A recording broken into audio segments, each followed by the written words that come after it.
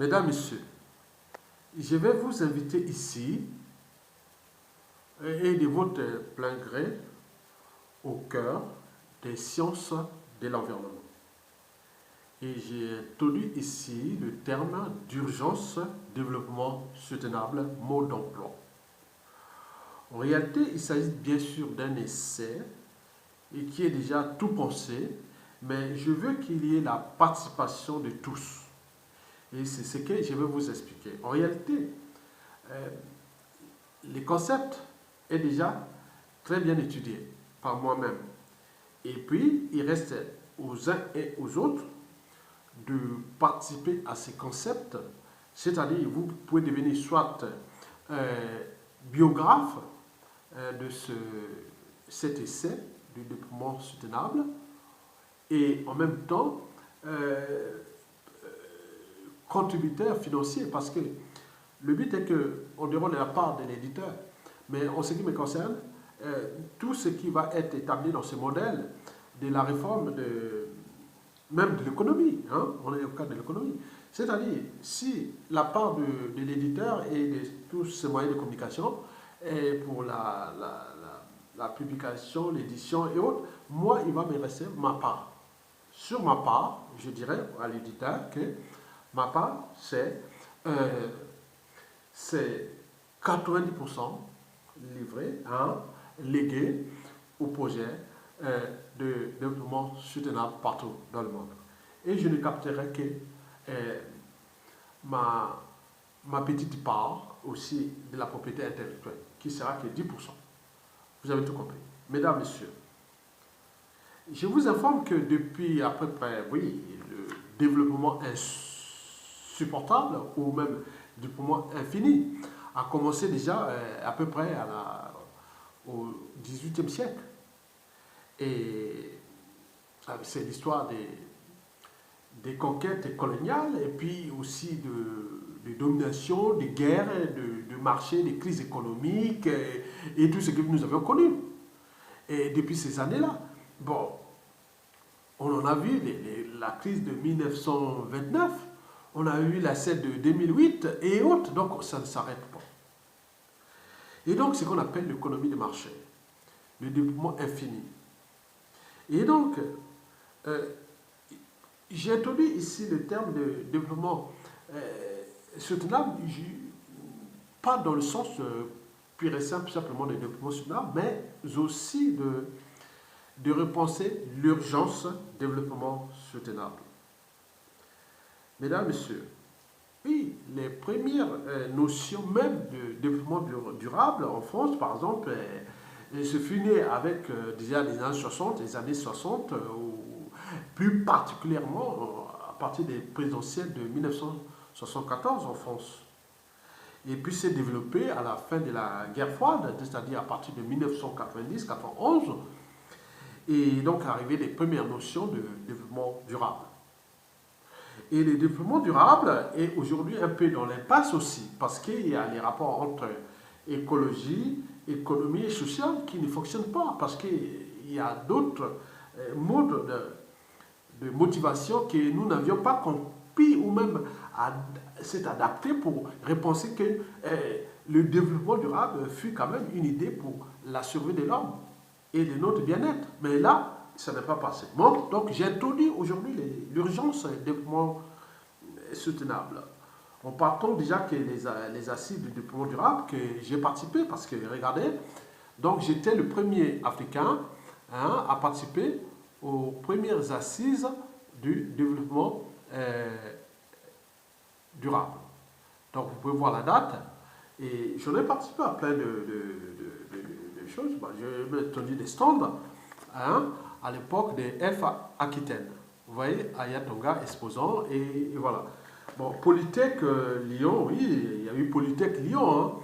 Donc Ayatonga toujours. Hein. Donc, moi, ça c'est mon dada, parce que moi je suis d'abord un enfant né à Brazzaville, dans le bassin du Congo, l'Amazonie de l'Afrique, et je suis né à Brazzaville. Après je suis allé vivre les primaires, l'école primaire, collège, lycée et une partie du lycée dans la jungle équatoriale, à cheval sur l'équateur. Donc je connais l'esprit de la forêt Et donc, après, je suis devenu scientifique. Oui, j'ai fait la biologie. Après, arrivé en France, j'ai fait la maîtrise des sciences naturelles, bac plus 4, dans l'université Champagne-Ardenne. Et après, bon, ben, de sciences naturelles, en fait, si vous voulez venir maîtriser des sciences naturelles, vous verrez que c'est du boulot. Hein? Ça couvre toutes les sciences, la chimie, la physique, euh, les mathématiques, la biologie et toutes les disciplines de biologie, plus la géologie, les sciences de l'évolution. Et donc, bon, après, bon, j'ai fait des trucs d'environnement, bac plus 5, enfin, on s'étudie toujours sur le développement durable. Et quand j'étais l'un des acteurs avec l'ADEME, l'Agence de l'environnement et de la maîtrise de l'énergie. Mesdames, Messieurs, donc, nous avions cette problématique d'urgence du développement soutenable que nous devons introduire par des concepts participatifs parce que ça sera peut-être la première fois si vous adoptez ce que je vais ici introduire. Je vous dis que le concept est déjà introduit, 2 tiers de mes pensées sont déjà là, mais je pense que pour participer au plus grand nombre des enjeux majeurs, il ne suffit pas d'écrire soi-même autre, ça ne sert à rien, même si vous voulez autre. Moi, je suis dans le sens participatif. Et dans ce sens participatif, et que je vais ici vous lire déjà l'introduction, et en bas de la vidéo, vous aurez déjà mon adresse mail fabriquée spécialement pour que vous puissiez transmettre votre pensée, votre utopie, tout ce qui est vous pensez du développement soutenable. Donc, il y a des titres, sous-titres, donc chacun peut participer et à ce moment-là, si vous envoyez ça à travers ce mail et avec l'éditeur, que vous pouvez devenir biographe et aussi contributeur. Donc, vous aurez certainement, les sélectionnés auront certainement le livre qui vont dédicacer et on sera dans une tribune de contributeurs du développement soutenable. Et donc, l'idée est simple. Il y a quelqu'un qui maîtrise ces sujets, qui les connaît, qui pense, c'est une philosophie, c'est un état d'esprit, et qui veut participer tout le monde à ce projet. Et donc, le livre qui va sortir, parce que vous avez déjà, vous pouvez voir ici, bon, vous ne voyez pas, attends, voilà, les concepts, le modèle déjà des développements soutenables, là, il n'est pas encore fini sur le coquille et dans l'autre truc. Bon, ben, je ne vais pas vous donner tout comme ça. Donc, tout est là entre nature et entreprise, État et citoyen. Avec les interactions, par exemple, l'interaction entre nature et citoyen, c'est le citoyen, quand il a besoin de la nature, bon, ben, c'est pour son bien-être. Les citoyens, ils veulent aussi protéger la nature. Mais les rapports entre les citoyens et l'entreprise, c'est que l'entreprise, il veut qu'il y ait la croissance économique, alors que les citoyens, dans le modèle de développement soutenable, il veut qu'il y ait des croissances. Et les rapports entre nature et entreprise, c'est-à-dire l'entreprise, il a besoin de la nature pour ses matières, énergie. Mais de l'autre côté, bon, la nature nous offre les ressources nécessaires au développement des entreprises. Donc, on peut établir les rapports entre nature, État et autres. Donc, l'État, quoi? L'État va faire quoi? Les politiques, bon, donc, tout est repensé dans ces sous-titres que vous devez introduire par rapport à ces réflexions. À chaque réflexion, on peut avoir 2 ou 3 contributeurs qui sont ils rentrent dans leur biographie. La biographie va dire, oh, monsieur ou madame, titre ceci, c'est lui. Bon, si vous avez des publications, au ce moment, mettons aussi madame ou monsieur contributeur, mais il a aussi fait ses publications dans ce cas. Donc, si vous adoptez ça, donc je laisserai en bas de la vidéo, primordialement, d'abord les sous-titres, les titres et les sous-titres, et plus loin, vous aurez le mail que vous pouvez envoyer.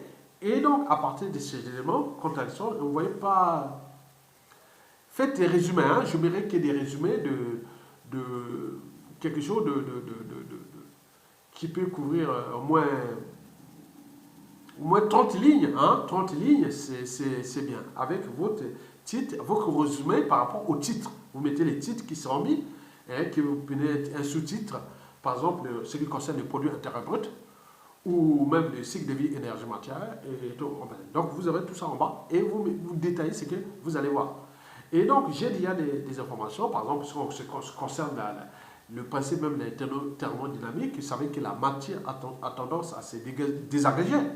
Et donc, c'est déstructuré. Donc, si vous prenez une tablette numérique et vous la laissez 1 milliard d'années, 1 million d'années, elle ne viendra pas une tablette, elle va être un tas de poussière. Mais si vous prenez un tas de poussière, il ne viendra pas forcément une tablette. Donc, il y a des principes d'entropie, des thermodynamiques et autres, bon, beaucoup de choses qu'il faut bien analyser dans ce cadre. Donc, moi, ce débat est pour ceux qui sont de bonne foi et qui veulent repenser le monde de demain.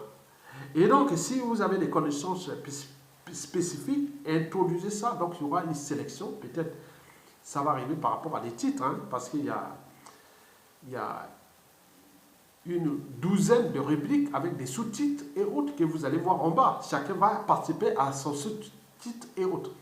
Donc, ceci dit, donc, je reviens sur les thèmes de sciences de l'environnement. Et donc, c'est un spécialiste Bac+5 de l'environnement, qui a vécu dans la jungle, qui connaît bien l'esprit de la nature, les écosystèmes, il sait trier ses déchets, il sait faire sur ces trucs-là, et donc, sur ce plan, il a fait des mémoires, des rapports sur l'environnement et le développement durable. Et donc, nous voulons participer dans un cadre citoyen, qui n'est pas celui, mais il peut avoir des chefs d'entreprise, et des élus, et autres qui vont participer à ça, parce que ça couvre la nature, l'entreprise, l'État et les citoyens. On est d'accord? Très bien. Donc, je vais lire seulement l'introduction. Et après, bon, ben, le reste, vous pourrez voir ça en sous-titre. L'introduction est déjà faite. Il reste à ajuster en fonction des sous-titres et tout ça pour le produit final de l'introduction. Et donc, vous allez entendre déjà l'introduction qui annonce déjà ce que vous devez comprendre déjà, ce qui est dans ma pensée, mon expérience et tout ce que nous pouvons avancer ensemble. Voici l'introduction de l'urgence développement soutenable. Mot d'emploi. Introduction. Nos besoins de consommation sont illimités et les ressources naturelles nécessaires à ces besoins limités. Alors, comment capter la juste part dont la nature est laissée aux générations actuelles et futures des ressources naturelles dont appartient à chaque être le bonheur des potentialités de la vie. L'urgence et développement durable, ou transformé en développement soutenable, résulte d'un principe consensuel simple: optimiser le rapport entreprise, nature, État et citoyen. L'urgence et développement soutenable est l'application de ce principe à la partie des filières économiques, écologiques et existentielles qui peut être sous le contrôle et la responsabilité de tous, quel que soit son pouvoir. À cet objectif des sociétés meilleures et de civilisation durable, à la recherche des potentialités de bien-être, l'urgence et le développement soutenable substitue celle du bonheur des potentialités existentielles. L'urgence et le développement soutenable entend ainsi transformer en profondeur les chaînes ou circuits de production, commercialisation et de consommation, leur impact sur les environnements locaux, nationaux, continentaux et planétaires, en faisant intervenir les problématiques de la pénurie des ressources naturelles. Cette contre-réaction que les citoyens responsables de leur environnement local et solidaire de la stabilité de l'environnement planétaire constitue un immense pouvoir politique, économique et sociale de rénovation des sociétés nouvelles. L'urgence et le développement soutenable possède d'une éthique mondialiste et respectueuse de la vie sur toutes ses formes.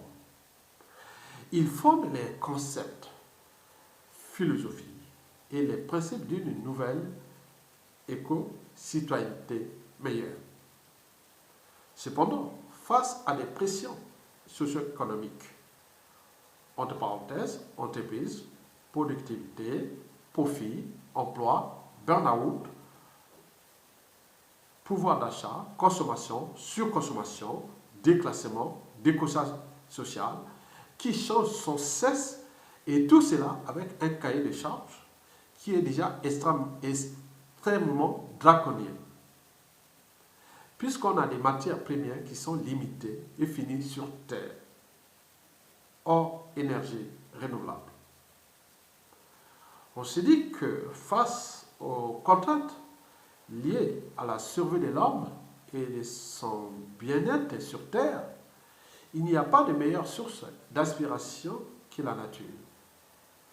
En effet, pour inventer le présent et le futur, il faut tout justement l'humain et la nature d'abord, c'est-à-dire protéger l'humain et la nature d'abord.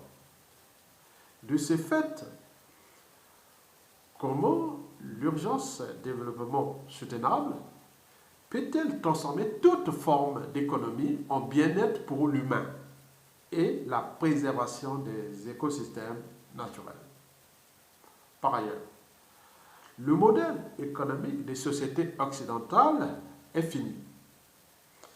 Il est dans une impasse politique et écologique. Il subsiste pour l'instant et sous perfusion grâce à l'exploitation forcenée des énergies fossiles, des métaux rares et des millions de travailleurs. Il est clair qu'il va finir à courte échéance et ça dépend de nous, de savoir s'il va finir dans des explosions sociales et les chaos ou de façon plus noble et raisonnable et voire soutenable. De mon point de vue, le modèle actuel d'économie de marché illimité nous approche pas à pas de la permanence de l'état de crise socio-économique et des décennies de révoltes socio-écologiques. Par conséquent, aucune condition humaine, ni sociale et encore moins écologique ne sera plus stable. Ce modèle économique basé uniquement sur le produit intérieur brut, taux de croissance, est clairement identifié comme prédateur du système écologique qui nous permet de vivre. Aujourd'hui, l'homme, dans toute son arrogance, avec orgueil et rébellion, tente de s'ériger au-dessus des lois physiques, chimiques, biologiques et géologiques de la création, de la vie, de la nature et de l'univers. Si nous ne prenons pas conscience de l'urgence d'un développement soutenable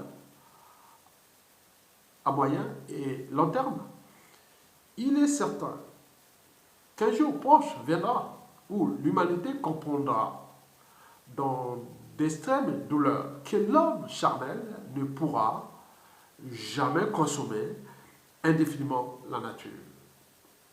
Les hommes seront alors confrontés à leur essence déçue, dans un règne qui n'est pas le leur, mais celui des lois précitées.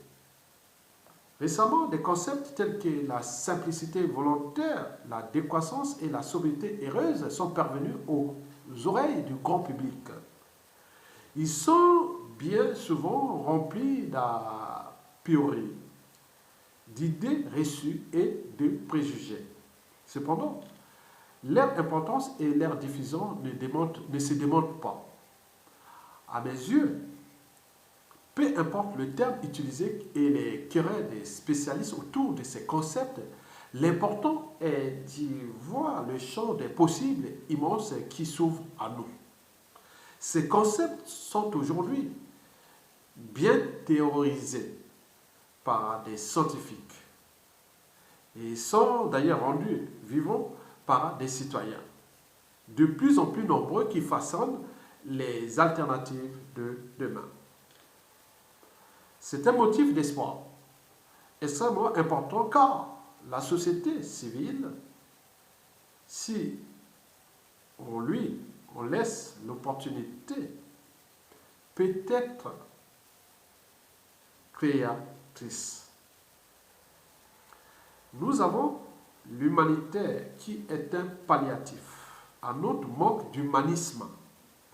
Même si dans les situations d'urgence, il est indispensable et constitue un bel exemple de la générosité et de l'amour que les hommes peuvent avoir.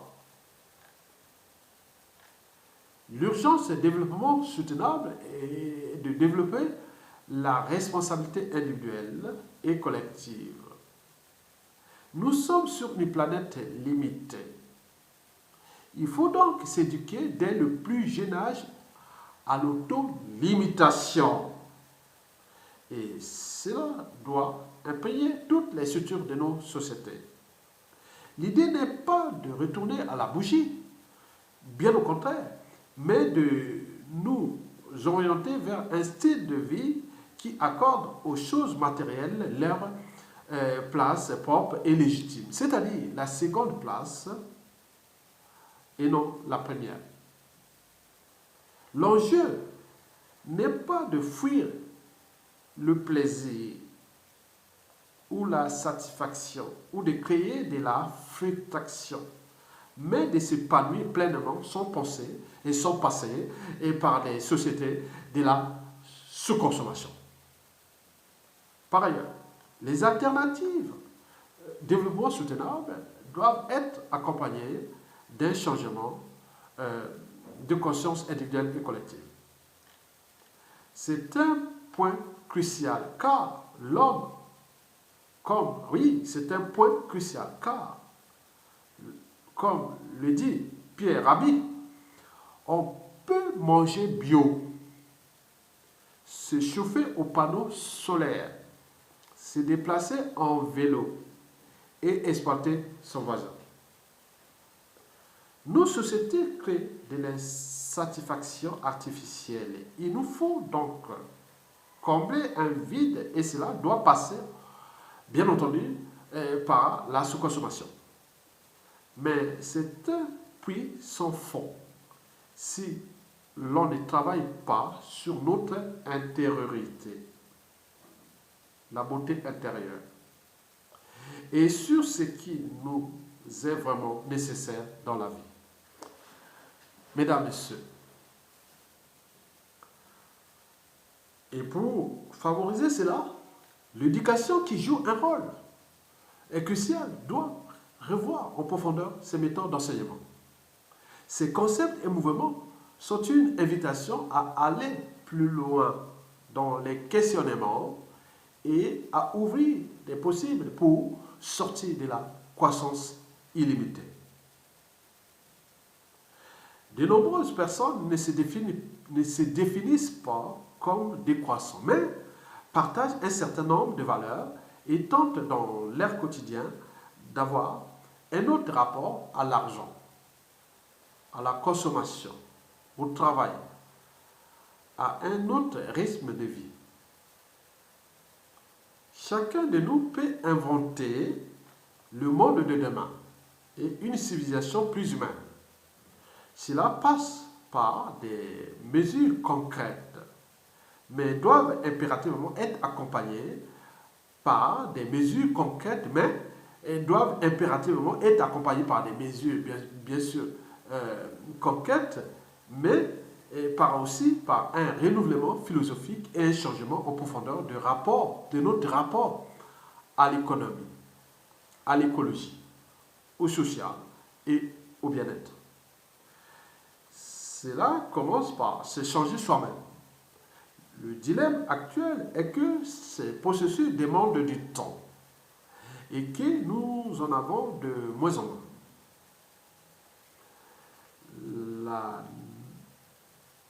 La maison nature brûle. De mon point de vue, la nature n'a pas besoin de nous. la nature n'est pas dégradée. C'est plutôt l'homme et qui se dégrade lui-même, qui s'auto-détruit lui-même. Et pour cause, la nature n'a pas besoin de nous. C'est nous qui avons besoin d'elle. La sous-consommation de la nature est un jeu dangereux et néfaste pour la vie de l'homme, des espèces vivantes et des générations futures. Si c'est vrai, alors nous ne sommes pas responsables de nos actes. Je n'ai pas moi-même, en mon âme et conscience, voulu faire cela. J'ai été poussé par une force obscure, celle de mon inconscient, ou plutôt celle du pouvoir économique, du marché, du profit et de la rentabilité illimitée. Il semble important d'essayer d'accorder le terme apparemment contradictoire de déterminisme naturel.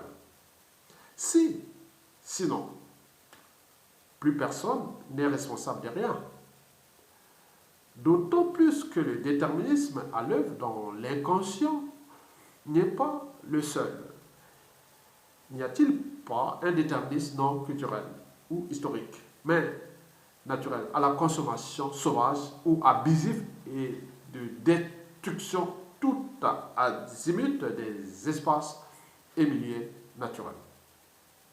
Si le bonheur ou le bien-être est le but de la condition humaine, alors pourquoi sommes-nous en train de tout foutre en l'air pour des problèmes de go, de pouvoir, de guerre, de domination, du marché et d'anéantissement de l'individu quel qu'il soit? Celui-ci doit-il désormais apprendre, comprendre et accepter l'idée que la condition humaine tient d'un principe consensuel simple: optimiser le rapport produit intérieur brut, ressources naturelles, c'est-à-dire cycle de vie, énergie matérielle, et le bonheur naturel ou le bonheur intérieur brut sur des franges d'échelle, c'est-à-dire individuel, local, national, continental et planétaire.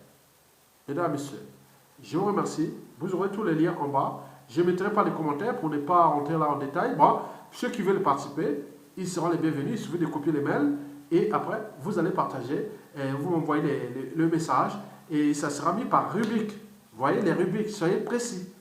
Il y a des rubriques, par exemple, j'ai dit en bas. Par exemple, la rubrique cycle de vie, hectares globaux. Définition, hectares globaux. Hectares globaux. Par exemple, cycle de vie, hectares globaux. Oui, c'est ça, définition. Et où empreinte écologique et globale, impact global, projection d'ici à 2050, cycle de vie, énergie matière, la matière, les principes thermodynamiques de la matière fossile, métaux rares et terres rares. Oui, métaux rares et terres rares.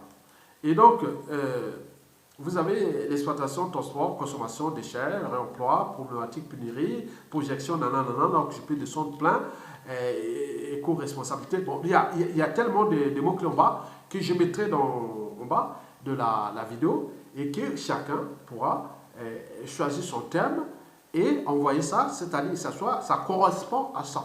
C'est-à-dire, par exemple, chapitre 7, les responsabilités des citoyens dans le développement soutenable. Vous pouvez prendre, moi je participe par exemple au chapitre 7.1, le principe d'agir local et penser global. Donc il y a un rapport dans ce même chapitre 7, chapitre 7.2, le rapport citoyen et écosystème naturel. Bon, on peut aller, on peut chercher les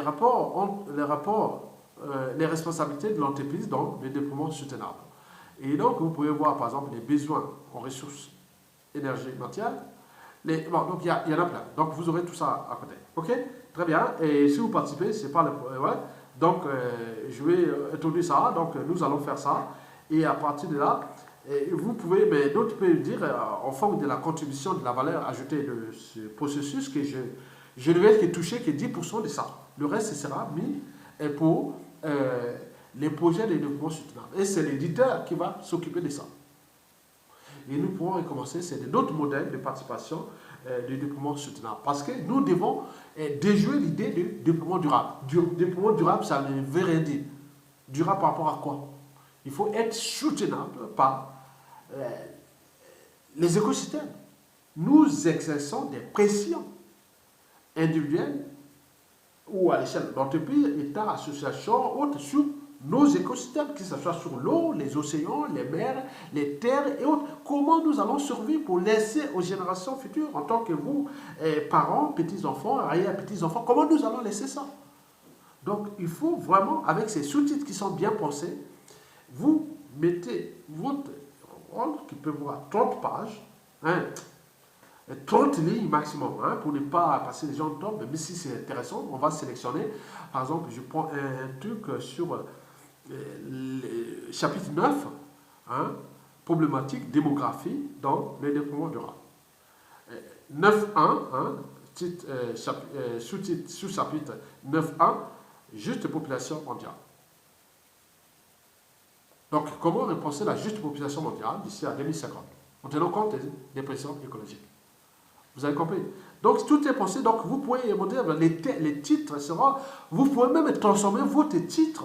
Par exemple, juste population mondiale, vous pouvez mettre d'ici 2050, bon, vous pouvez mettre juste quoi? Par exemple, dans la régulation de la démographie, chapitre 9.2, a dit régulation population mondiale et capital extensionnel humain. Et comment? Bon, donc j'ai vu en bas, on peut chercher hein, les problématiques, voilà.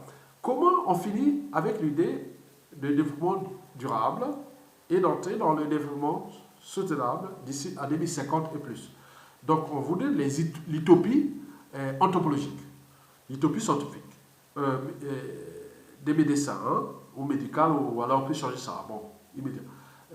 L'utopie des sociologues, entrepreneurs, du marché, des citoyens, donc il y en a plein de termes.